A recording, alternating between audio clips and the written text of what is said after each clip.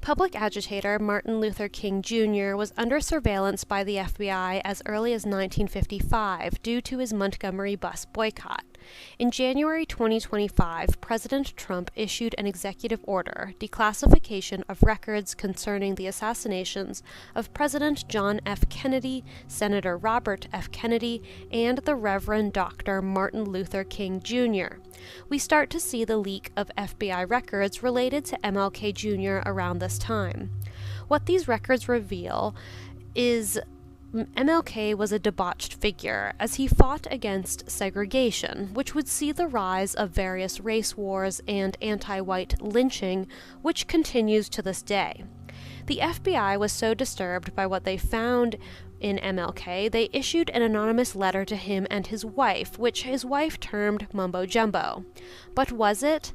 The November 1964 FBI King letter was stolen by activists in 1971 in Media, Pennsylvania, as they burgled one of the FBI's COINTELPRO offices.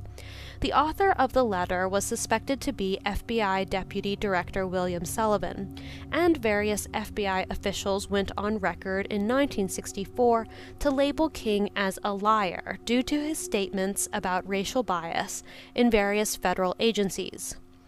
The FBI King letter was accompanied by a tape of King's sexual transgressions, including his preference for orgies, and mailed to his home. Was the FBI trying to warn the American people about King's malign influence as his marches swept through the national consciousness?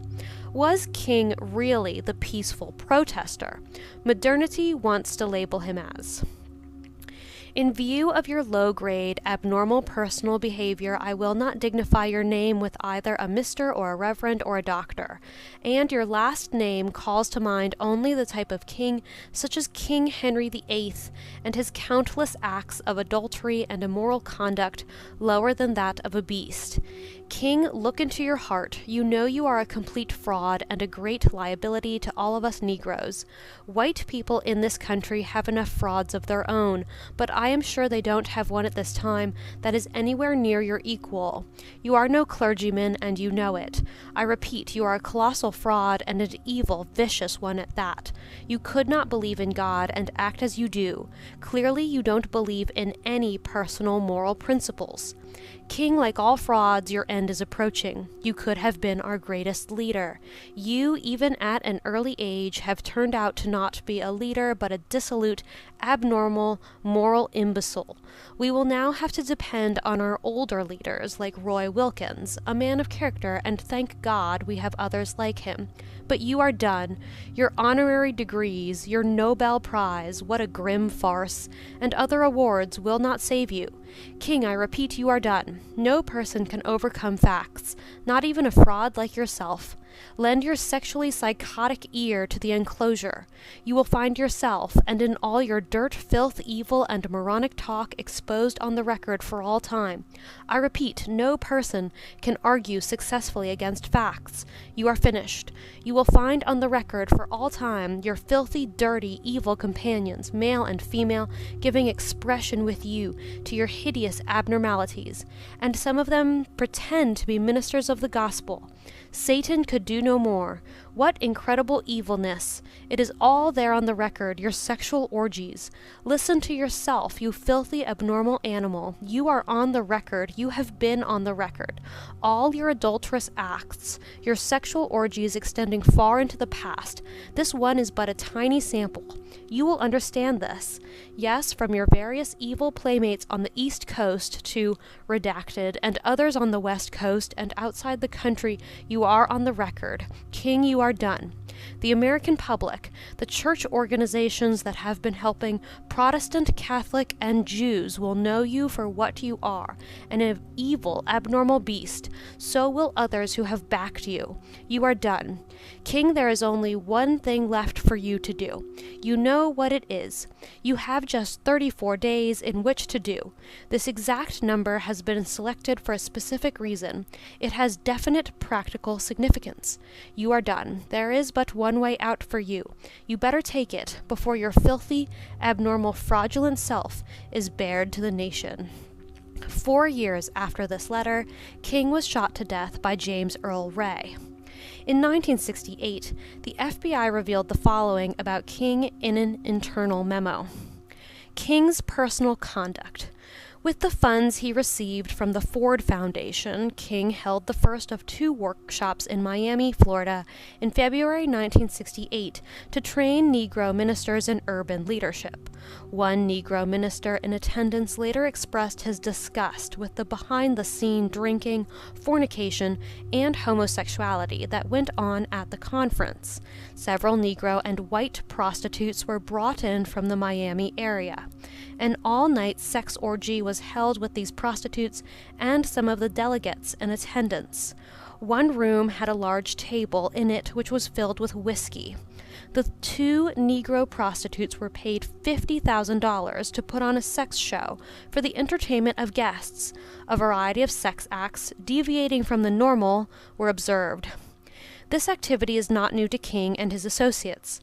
As early as January 1964, King engaged in another 2-day drunken sex orgy in Washington, D.C.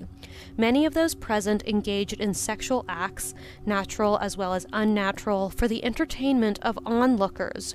When one of the females shied away from engaging in an unnatural act, King and other of the males present discussed how she was to be taught and initiated in this respect.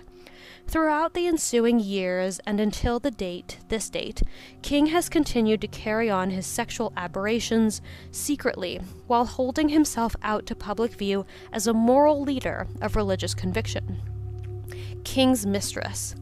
It was learned in February 1968 from a very responsible Los Angeles individual in a position to know that King had been having an illicit love affair with the wife of a prominent Negro dentist in Los Angeles, California, since 1962.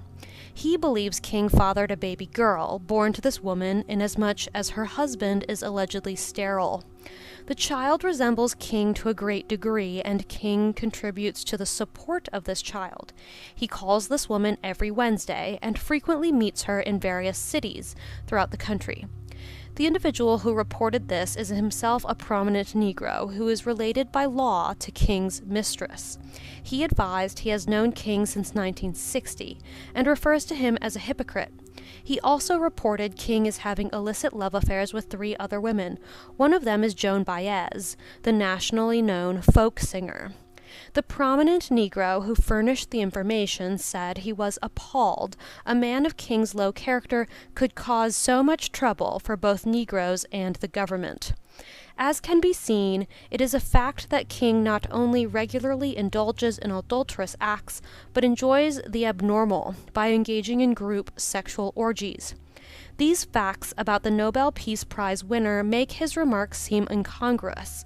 When he replied after winning this cherished award, "History has thrust me into this position. It would be both immoral and a sign of ingratitude if I did not face my moral responsibility to do what I can in the civil rights struggle." Today, Stanford University's King Institute and many others insist King had no communist influence at all. But is that true?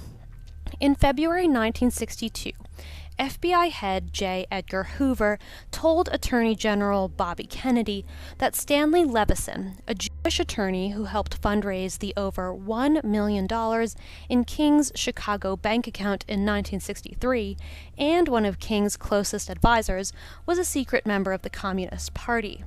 According to FBI informants, Levison had been an influential member of the Communist Party of the United States of America as late as 1956.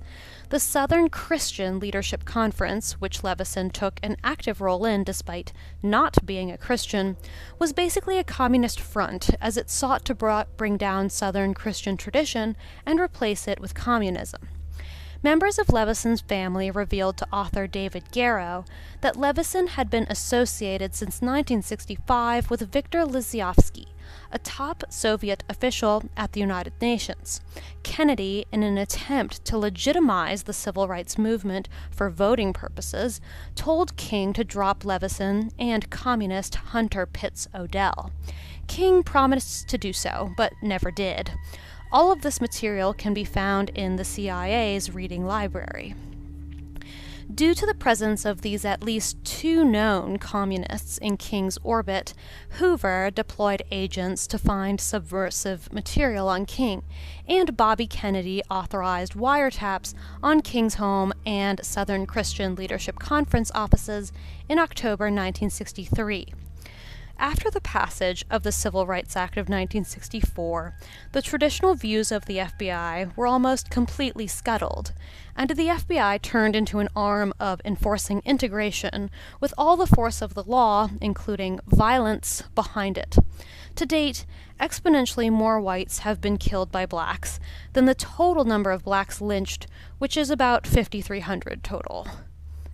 King wasn't a Christian, and he wasn't a patriot, and he wasn't a meritocrat. He wasn't somebody who believed in merit. King's advisors, who wrote all of his speeches, who wrote his books, who basically fabricated this man that we know as Dr. Martin Luther King, many of whom were communists, who didn't believe one word in the Constitution or the Bible, but they knew how to use rhetoric to move crowds. The Civil Rights Movement, it was a way to usurp states' rights, to usurp state sovereignty, and to vest it into the coffers of the federal government. They wanted to expand federal authority. And the second iteration of the Civil Rights Movement would have been in the 1930s under FDR. It was called the National Negro Congress, and the National Negro Congress was started with the help of Joseph Stalin and the Soviet Union. Right. So you had the communists and you had the feds who had an interest in this civil rights movement. And the figurehead of it was a man by the name of A. Philip Randolph, who was an avowed socialist. The National Negro Congress was like the 1930s version of the civil rights movement. And then it would morph into the civil rights movement under the leadership of Martin Luther King by the 1960s. So again, it was started by the feds and by the communists, the civil rights movement. It was never organic. It was never grassroots. It was never noble. It was basically meant to exploit grievances, some real, some fabricated, in order to usurp states' rights and to centralize power into the federal government. That's what it was always meant to do. You look at what happened after the civil rights movement, and you have the expansion of the welfare state. And this was what we're told was a defining moment as to, okay, we're on the right trajectory now. There's still a lot of work to be done, but this social justice movement at least put us in the right direction. But then it was when I started reading Thomas Sowell that you start looking at the economic numbers, and you see that from the 1920s to 1960s, the poverty rate within Black Americans was 80%. By 1960, it had dropped to 29%. But then in the decades preceding the social justice movement, the poverty rates pretty much stayed the same. There was no movement. And then even from the 1920s to the 60s, things like homeownership within Black Americans was increasing.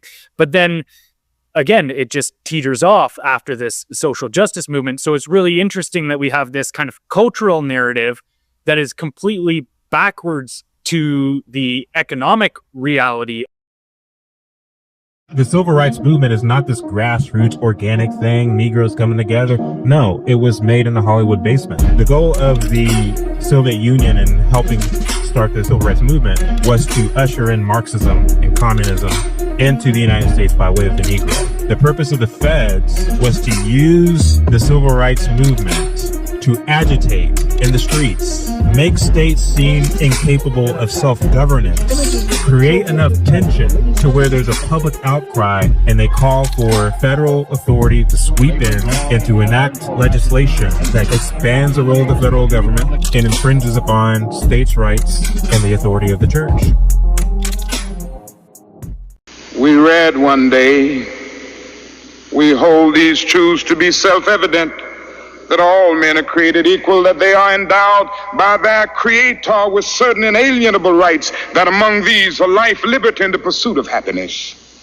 But if a man doesn't have a job or an income, he has neither life nor liberty and the possibility for the pursuit of happiness. He merely exists. Estimated that we spend $322,000 for each enemy we kill in Vietnam, while we spend in the so-called war on poverty in America only about $53 for each person classified as poor. The promises of the Great Society have been shot down on the battlefield of Vietnam, making the poor, white and Negro, bear the heaviest burdens both at the front and at home. The other thing I want you to understand is this, that it didn't cost the nation one penny to integrate lunch counters. It didn't cost the nation one penny to guarantee the right to vote.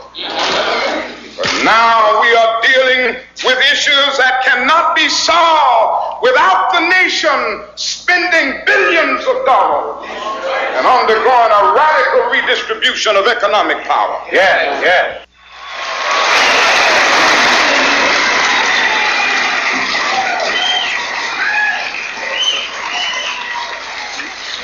All labor has dignity. Yes. But you're doing another thing.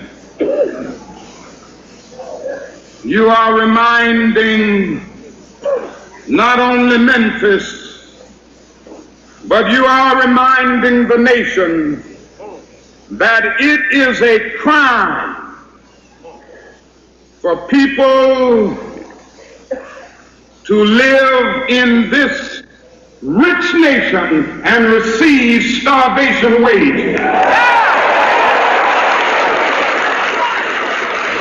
America's opportunity to help bridge the gulf between the haves and the have-nots. And the question is whether America will do it. There's nothing new about poverty. What is new is that we now have the techniques and the resources to get rid of poverty. The real question is whether we have the will. A historic restoration project now underway in Atlanta in this very first week of Black History Month. The Prince Hall Masonic Lodge once housed Dr. Martin Luther King Jr.'s office. And Atlanta News First anchor and attorney Joy Lim-Nakron joins us now, walking us through this transformation. Well, Blair and Tracy, the Prince Hall Masonic Lodge in the Sweet Auburn neighborhood is recognized as a cornerstone of civil rights history and Atlanta culture. Now a $10 million renovation to restore it is underway. The lodge was originally built in 1937 and served as a gathering place for prominent leaders. It was once home of the Southern Christian Leadership Conference, the nation's first Black-owned radio station, and the only office of Dr. Martin Luther King Jr.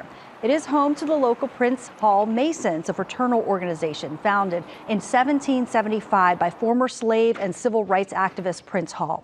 The goal of this project is to return the lodge to its original grandeur, to turn it into a 16,000 square foot multi-use space, and of course, to preserve its history.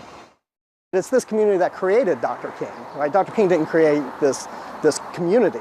So to create a space that isn't a recreation of that past story, but a remembrance of that past story, something to be built on, something to be honored, is really important. The renovation is funded by grants from the National Park Service and Invest Atlanta, with the goal of completion by September. The bottom floors will be open to the public as part of the Martin Luther King Jr. National Historic Park. Tracy. Want to know the truth about Martin Luther King? His name wasn't even Martin Luther King. He was born Michael King Jr. in 1929. King Jr. officially changed his name on his birth certificate later, around age 28. He wasn't a real organic revolutionary. He was a plant. King and Rosa Parks both trained at the Highlander Folk School, a key activist training center shortly before the bus boycott, and King also being involved with Highlander, cementing their connection as leaders in the civil rights movement. Stanley David Levison, a close advisor and confidant of King, was one of the key people who helped draft the I Have a Dream speech. Michael King was a supporter of Zionism, viewing Israel as a democratic outpost and affirming its right to security and existence, rooted in his understanding of liberation and self-determination.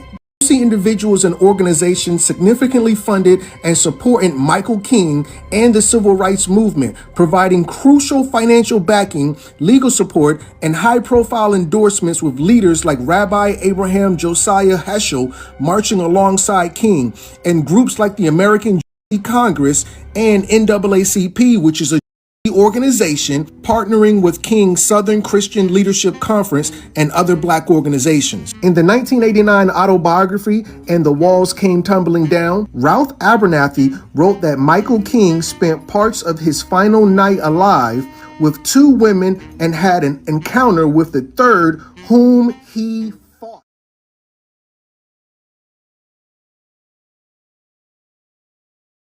In 1959, he delivered another sermon. It was a walk through the Holy Land Easter Sunday sermon delivered at Dexter Avenue Baptist Church, 29 March 1959 in Montgomery, Alabama. So if we're doing our math, that's after 1957. I will cut to the chase and get to near the end of the sermon. Martin Luther King Jr. Even when he died on a cross, one of the most ignominious deaths that we can ever point to in history, he had to be buried in a borrowed grave. We stood in there. But that guy began to talk, and he became eloquent when he talked about it. He said, but I want you to know that this tomb is empty. He is not there now. This is just a symbol of where he was, but he isn't there now. That's what the guide said. Martin Luther King Jr. says, whatever you believe about the resurrection this morning isn't important. Whatever you believe about the resurrection this morning isn't important. An Orthodox person would only say that as a complete error. The form that you believe in, that isn't the important thing. Why? Because Martin Luther King Jr. demonstrating that he was being consistent with his doctoral thesis denying the resurrection of Jesus Christ. He goes on. The fact that he misspoke. He said revelation, but the fact that the resurrection is something that nobody can refute, that is the important thing. Some people felt, the disciples felt, that it was a physical resurrection, that the physical body got up. Then Paul came onto the scene. So the disciples thought it was physical. Paul, he's going to share, thought it was merely spiritual. Then Paul came on the scene, who had been trained in Greek philosophy, who knew a little about Greek philosophy, and had read a little, probably of Plato and others who believed in the immortality of the soul, and he tried to synthesize the Greek doctrine of the immortality of the soul with the Jewish Hebrew doctrine of resurrection. Oh, is that what he was doing? And he talked, as you remember, and you read right now, about a spiritual body. Sorry, I jumped ahead. And he talked, as you remember, and you read it, about a spiritual body. A spiritual body. Whatever form, that isn't important right now. The important thing is that the resurrection did occur. The important thing is that the grave was empty. The important thing is the fact that Jesus had given himself to certain eternal truths and eternal principles that nobody could crucify and escape. Now, does that sound like orthodoxy to you? Furthermore, I don't know that this ever gets to that these eternal truths were about Jesus Christ receiving the wrath of God on the sinner's behalf so that we might be forgiven and set free. They were eternal truths, but it doesn't appear to be gospel truth. The theology of Martin Luther King Jr., at best, is in question, at best. Let me share with you from John Piper, who spoke at the Martin Luther King 50 conference, where he had the courage to say, let's be careful here, quote, he was blinded to the truth and beauty as Christ's majesty as creator of the universe, blinded to the glory of Christ's grace in suffering imputed guilt from others, blinded to the all-encompassing authority of Christ that he received when he rose bodily from the dead. Well, he only missed the virgin birth in there, and maybe the deity of Jesus Christ. So, well, no, actually, he did get the deity as the creator of the universe, so he hit on 2 of the 3 strikes. Now, John Piper continued, in his early 20s, Martin Luther King turned away from these great objective biblical realities. And you can read about it with sadness in many of his papers in those days. How could anybody speak at a conference like that? Sorry, I know it kind of came across as a joke. But why not Gandhi 100? Gandhi was as orthodox as Martin Luther King Jr., who was an Orthodox. We wouldn't do a conference to celebrate his memory, I hope not. Elvis 40? Or is he 50 now? Is Elvis up to, that would be so, yeah, so it'd be Elvis 40. Let's do something to commemorate. Hey, Elvis, there was a Bible on his nightstand when he died. In the bathroom on the toilet floor from a drug overdose. But the point is, you would go, well, that wouldn't be appropriate. And I'm not certain that Elvis was more or less promiscuous than Martin Luther King Jr. Now, this needs to be said from John Piper. I don't know if he came home. Many believe he did. A speaker in the earlier panel documented to the point at which he thought he came home and met God in a profound way. I hope so. Well, I do too. Of course I do. I mean, seriously. Because don't worry, Martin Luther King Jr. and his sins of philandering, the orgies that he participated in, all can be forgiven. That's how great Jesus is when it comes to saving. But if at best his theology is questionable, and it doesn't appear that there's any clear recantation, which you would expect from somebody who wrote doctoral theses that involved heresy, some sort of public denunciation. Without that, we'd like to, hopefully he did, but we don't know. At best, why would we do a conference celebrating a legacy, and you can call it a good legacy, of social advances, but not when the individual's so stained and at best so controversial? This could have been a helpful conference, but I think that the premise was flawed from the get-go, and sadly, best I can tell, the execution of it was equally flawed, and the outcome of it has not been a happy result of more unity and love in the body. That is a mark worth noting. This is Wretched Radio.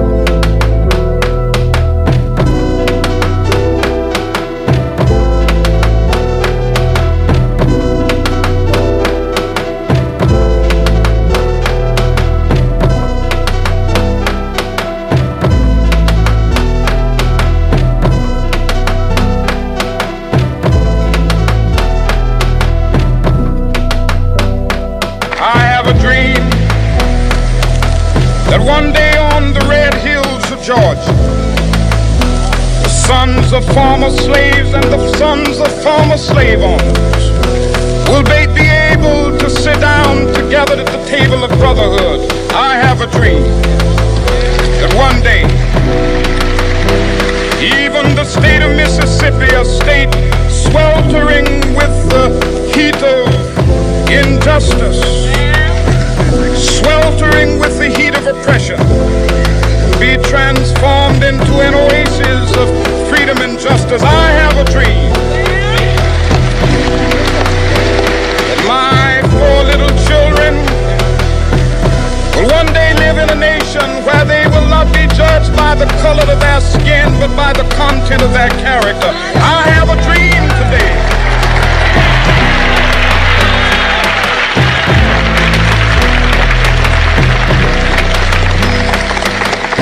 I have a dream that one day down in Alabama, with its vicious racists, with its governor having his lips dripping with the words of interposition and nullification, one day right there in Alabama, little black boys and black girls will be able to join hands with little white boys and white girls as sisters and brothers. I have a dream today.